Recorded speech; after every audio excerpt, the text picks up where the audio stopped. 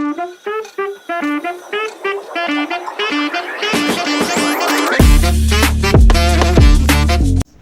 so paano i-connect ang Platinum XLSD sa cellphone natin? Okay. First is hanapin natin yung app or download natin yung the Platinum link. Ako na-download ko na. So, open ko lang.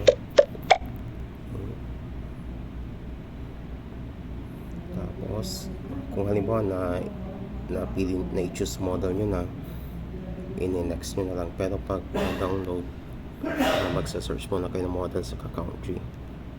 So, ako nakapagpili na ako. Next.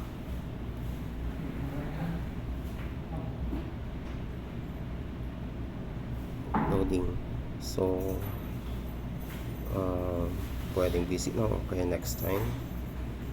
So, search tayo ng artist. Chicago. So, if you leave me now, the song cannot be found. So, kung ganitong lumabas, punta kayo ng settings. Wi-Fi on. Tapos hanapin nyo yung XLSD. Connect nyo lang. Try natin ulit. If cannot be found ulit, off nyo yung data. Yan. Try natin ulit. Yun. Yun na.